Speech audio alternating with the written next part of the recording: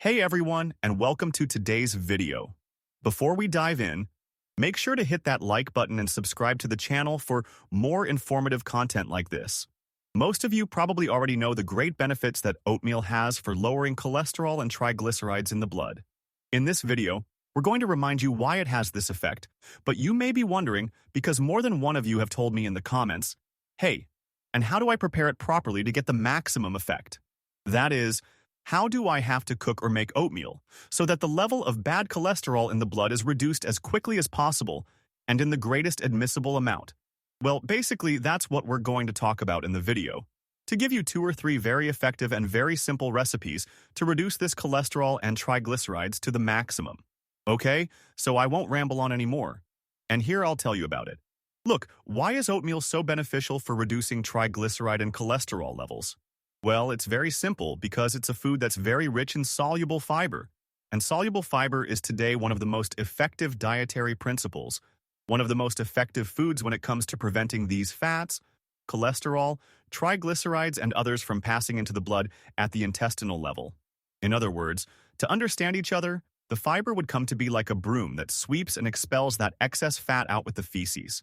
Okay? So, indirectly, this little miracle of preventing the absorption of these negative fats is achieved, which have the effect, as you already know, of the formation of atheromas, that is, fat deposits in the blood vessels that reduce the caliber, the light of the vessels, and sooner or later either generate a thrombus or some type of hemorrhage due to lack of irrigation, some type of ischemia, and others, especially at the brain level and at the heart level with the appearance of heart attacks. All this functioning is very clear, and now, how should we prepare it? What is the simplest way?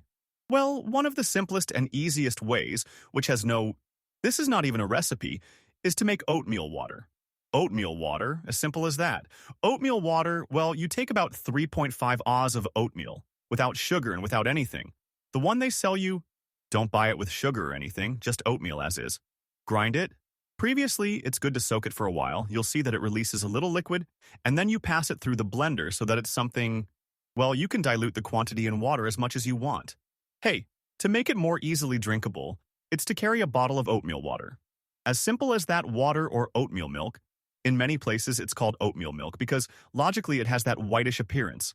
In itself, it's not very pleasant to drink, perhaps at first, but you can add, for example, a little cinnamon, which simply has a natural sweetening effect, some vanilla essence, which they sell in supermarkets, a drop or two to give it a little grace. This has practically no caloric intake and makes it a healthy drink, easy to take in winter and summer. You can take it anywhere, and also, as it has a lot of a lot of soluble fiber, it has a satiating effect. That is, if you are doing a diet, any diet, it has a caloric intake, logically, but it compensates us much more for the effect of being satisfied, of feeling that you have a full stomach, because it has a lot of fiber, okay? And also, the carbohydrates it has are of low glycemic index. What is the glycemic index? I explain it to you up here in more detail. That is, always look, when you do a weight loss diet, not only at the number of calories, but also at the glycemic index. That is, the speed with which the carbohydrates will pass from the food to the blood.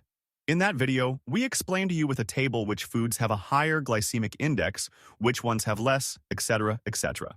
Another very pleasant way to take oatmeal, very similar to the previous one, is a cup of oatmeal, a green apple cut into small cubes, add a tablespoon, for example, of flax seeds, and a little honey.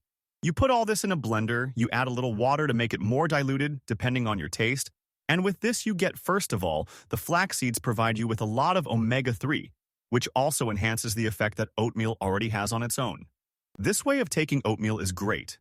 The green apple has a lot of pectin, and pectin is another fiber that greatly enhances the effect of oatmeal fiber. That is, you will feel more satiated, and later those fiber levels make you eliminate the fat you have at the intestinal level, preventing it from passing into the blood. And logically, honey is a sweetener. Yes, it has calories. Okay? But hey, we're going to start the day with a little energy, I say, right? And for that, honey works really well. And another very effective way is to make an oatmeal and strawberry smoothie. It basically consists of taking a handful of strawberries, about 3 oz, cut them, Mix them with yogurt or kefir, so that we also introduce in this breakfast, in this smoothie, a good amount of probiotics. And then, well, add the oatmeal you usually take, 3 or 4 tablespoons, the amount of oatmeal, and the probiotic effect of beneficial bacteria that in the intestine help the malignant flora that is often associated with excess cholesterol and triglycerides to gradually disappear. Okay? Well, that's all. Thank you very much, and we'll see you next time. Take good care of yourselves.